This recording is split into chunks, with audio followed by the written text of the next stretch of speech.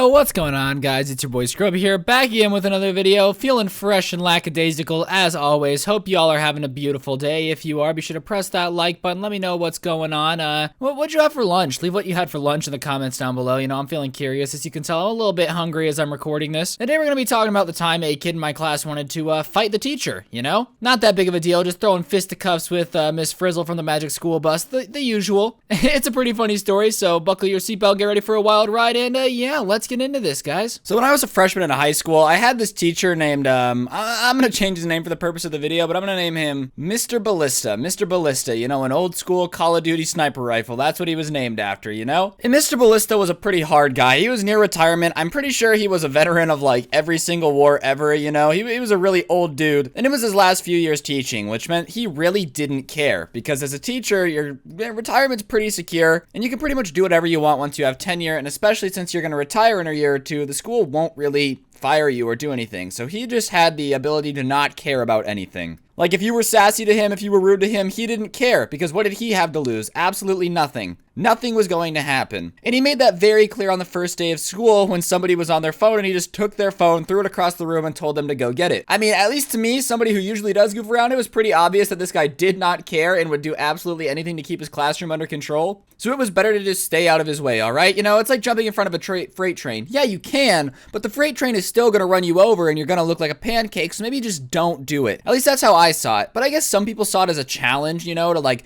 try to challenge the old dude who clearly had no reason to be nice to you, which to me is just dumb. But whatever, kids thought it was really cool to try to get under his skin and see how big of a reaction they could get. And as I mentioned, he didn't care. But in my class, we had a lot of bad actors that really just enjoyed being in trouble for some reason. I don't know about you, but I hated being in trouble in school, okay? I was in trouble a lot because I'm just a bad kid, or I was a bad kid, but I hated being in trouble at school because it was so awkward. You had to go sit in the cold office. Your nipples would be hard enough to cut diamonds because it's so cold in there. Not fun. Not a fun experience. But I guess some kids were weirdly into it. And one of these kids, who I'm gonna call Hokage, because he is the next Hokage, he was a weeaboo, that's all you need to know, decided that it was his mission in life to try to get Mr. Ballista to freak out and have a panic attack and just absolutely go off on him. Why that was his goal, I have no idea, but that was the plan. He was talking every day about how he had a new way to make him mad and all this stuff, and he was a bad guy. Just to clarify, me and Mr. Hokage, or the kid Hokage, did not get along. I really did not like this kid, mainly because he was just a bad person. And not a bad person in the, oh, you're a teenager and you make mistakes kind of way, but in the type of way where you just knew this kid was gonna end up in prison 3 years after high school. This kid was constantly just stealing things and getting in fights and like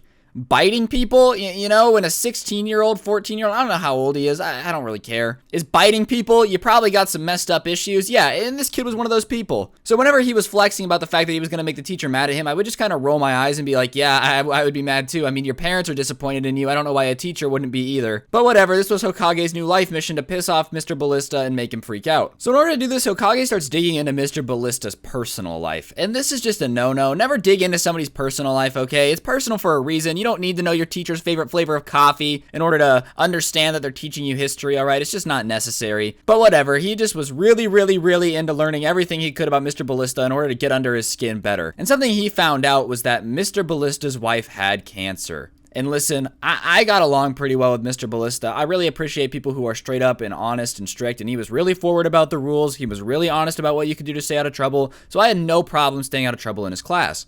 But Hokage just wouldn't listen, and when he found out that his wife had cancer, he proceeded to tell the entire class about it. Which is just not cool. You don't need to do that. Like, clearly Mr. Ballista is struggling with some issues over here, and you broadcasting it to the class with a megaphone being like, by the way, his wife has cancer, just makes you look like a horrible person. So of course, Mr. Ballista gets mad at this and basically tells him to go to the dean's office and reports him to the dean and goes, look, he's telling kids in my class that my wife has cancer. I don't need to deal with this. I come to school to not have to think about it, and now everyone's talking about it. Everyone's being nice to me. He's like, I don't want pity. I don't want sympathy. I just want to teach my class. I don't want this kid going around telling people my personal business. I just don't. That's not what I want. Fair enough, Mr. Ballista. I don't blame you, man. Hokage is a bit of a tool for leaking the fact that your wife has cancer to the class. So the next few weeks go pretty normally. Everything kind of calms down. You can tell Mr. Ballista has a strong hatred for Hokage. But not much he can really do. The school has denied his request to get him moved out of the class, which is just dumb.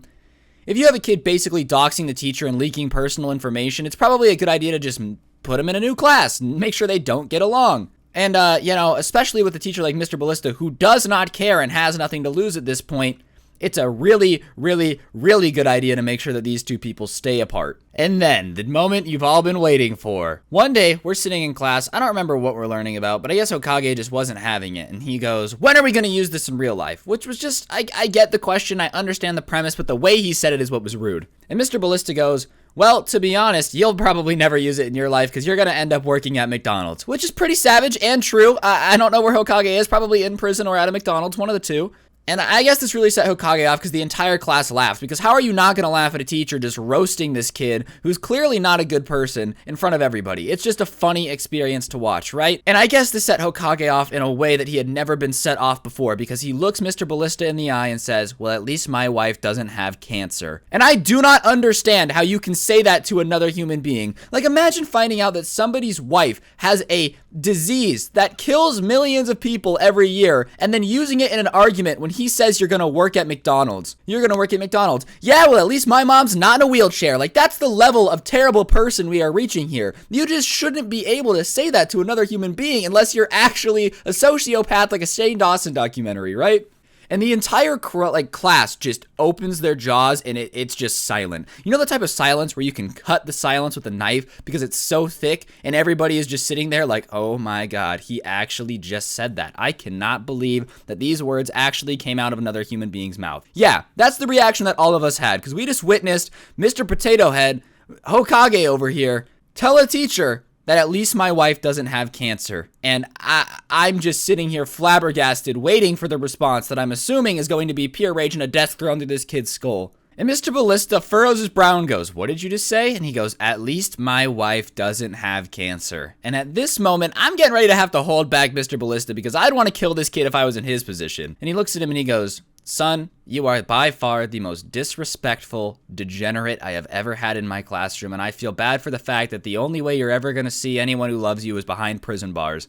And turns back around. I don't know how the stoic Mr. Ballista handled this situation like a god, but here we are, no fisticuffs being thrown, and he just blasted the kid even harder. You know when, like, you're trying to make someone mad, and you're trying to, you know, get under their skin, and they kind of hit you with the, sorry, you're kind of pathetic, I'm not gonna fall for it, and your ego's just crushed? That's the situation we have here, except Hokage isn't going to take no for an answer because now he looks like an absolute jerk for no reason in front of the entire class, and he can't have that. So he goes, oh yeah, you old man, you won't fight me, blah, blah, blah, blah, blah. And Mr. Ballista goes, you're right, I'm not going to fight you because you're pathetic. You're a pathetic child. You're a pathetic child, and I'm sorry that your parents don't give you enough attention at home. And the entire class at this point is like, oh my God, he's actually flaming this kid. Like, imagine you're trying to be a savage, getting a guy to fight you, making fun of his wife having cancer, and all he's doing is calling you pathetic. That's gotta hurt the ego, folks. This is what's gonna annoy this kid. And plus, Hokage is one of these kids that thrives off attention. So the fact that he's getting none of it, all he's getting is roasted and being made fun of in front of everybody, is just driving him up the wall. So he gets up in Mr. Ballista's face and goes, yeah, well, give me one reason I shouldn't knock you out right now. And Mr. Ballista goes, because you can't. And he pulls back to hit the teacher. And at this point, like, 5 guys are getting up to go pull him apart.